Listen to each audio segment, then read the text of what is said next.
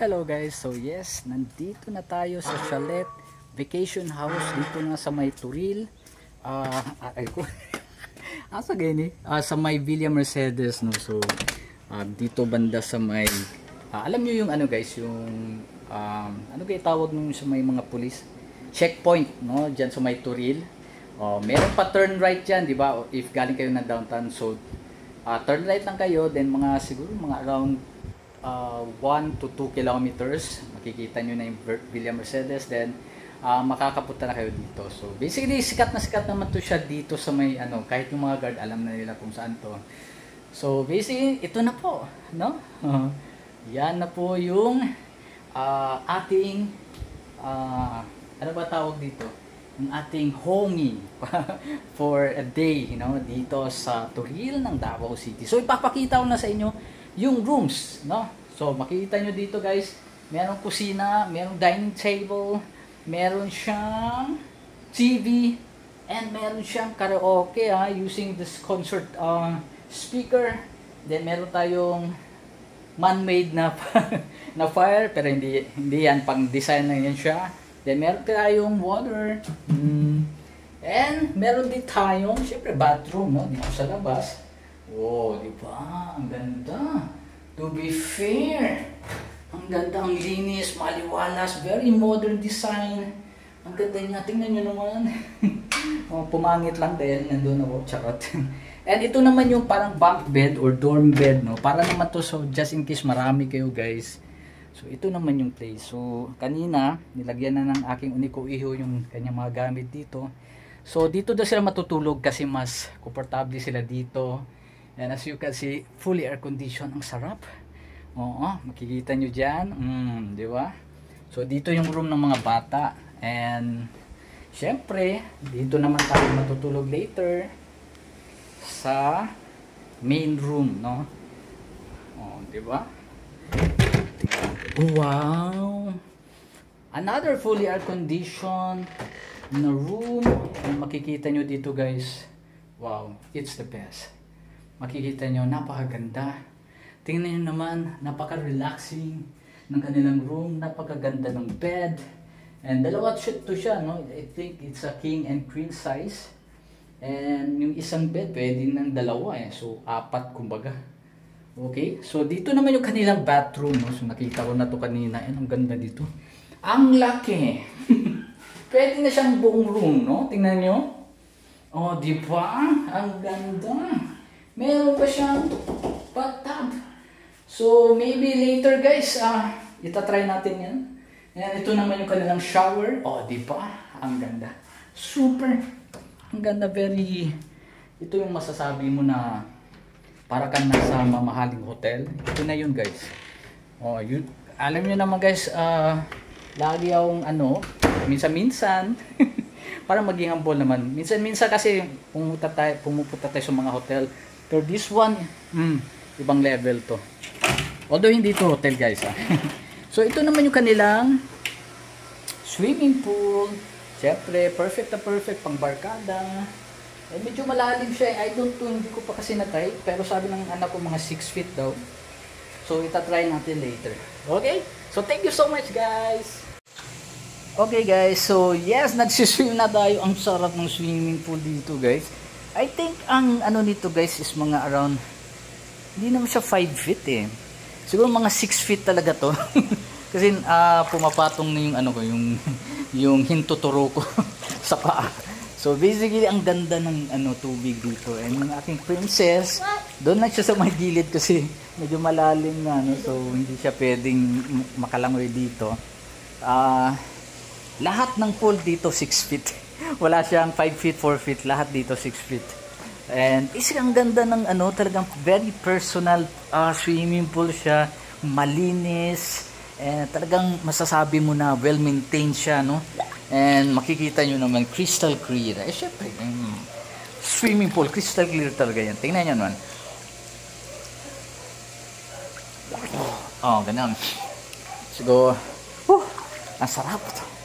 And later guys, magbablog pa tayo kung ano yung mga dito, mga scenery kapag gabi. And basically we will have a dinner, and tomorrow naman ipapakita ko naman sa inyo yung mga morning sunrise. O, di ba? Pero sana merong sunset ngayon guys. Oh, pero I think wala because medyo maambon. Tingnan nyo naman.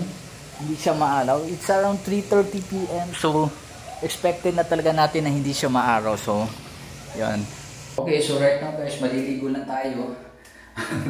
So, kagagaling na natin ng ano, no? Ano ba ito pag ano natin? Minsan nga ba, nahihirapan akong mag-ano, yung mga merong hot and cold. Mahirap yan eh. Ay, yun na. Ay! Yun na pala. Ayun, kabila.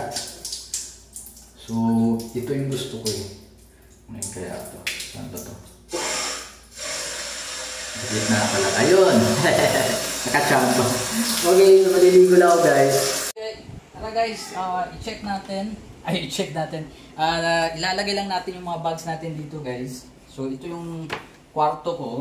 Ayan, makikita nyo. Meron akong sariling sauna. O, di ba? Yan. And syempre, meron tayong lalagyan ng bag, no? Parang hindi yata dito yung bag kasi parang para sa mga damit. Dito na lang, no? Dito na natin ilalagay. Yun, para hindi magulo, no? And organize siya. Yan. Kung makikita nyo guys, oh, nagbabatad na yung aking uniko iho. Mas naunahan niya pa yung daddy niya. Tingnan nyo naman. So, ano ba yan? Lalagyan niya ng ano, no? Tubig? Ng pampabula. Wala ba? Shampoo? Dito pwede. Yan may pampabula. Baka yan, oh. Hindi yan. Walang laman. Wala? Wala. Diyan ka na lang. Yan.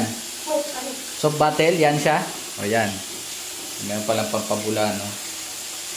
Kailan may pampabula? Kasi para mas magaling experience. Pwede yata yan maano ng ano? Pwede yan maano ng mainit, di ba? Init siya? Okay.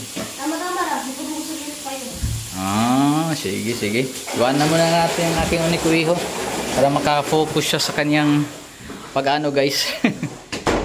Yun, medyo naunahan tayo ng pagbabatab ng aking unikuiho. So dito na lang tayo. So meron kaming ano guys, foods. We have pizza from Yoyong's Pizza ng Turil. Thank you so much sa Yoyong's. Napakabait ng owner niyan. Talagang binigyan kami ng extra foods, no? Para naman madala namin dito sa Turil. Of course, Turil din sa ano, Yanong's. Okay, so yes, matutulog. I don't know kung ano bang magiging desisyon ng aking uniko iho, kung dito ba siya matutulog or doon. Pero earlier sabi niya dito daw siya matutulog. So, ang ganda ng place. Like I said earlier, ang ganda, very relaxing. Very relaxing kasi siya. Hindi siya nakaka-stress.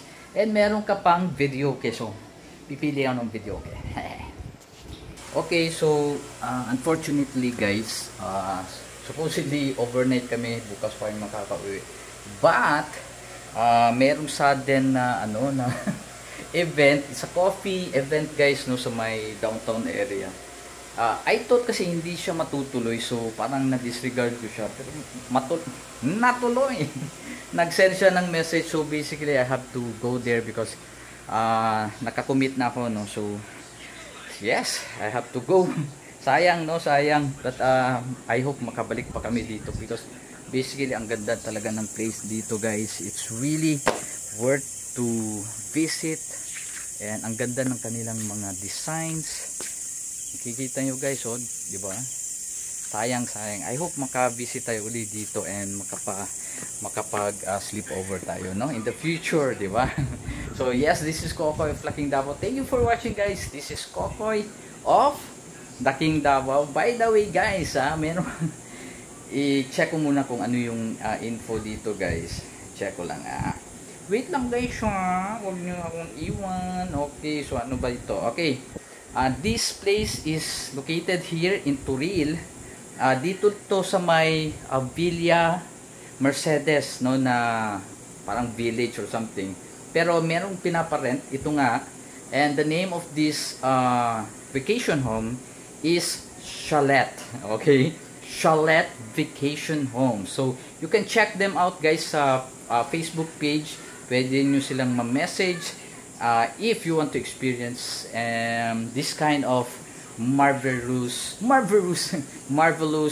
place, no, dito sa Davao City. So, ang ganda talaga for, pagkakaalam ko, it's around mga nasa 8,000 yata. 8,000 to 10,000 yung ano. Then, good for 15 to 20 packs. Hindi ako sure, pero ilalagay ko na lang yung mga details sa ibaba. Okay, so thank you so much. This is Kokoy Vlog in Davao. Bye!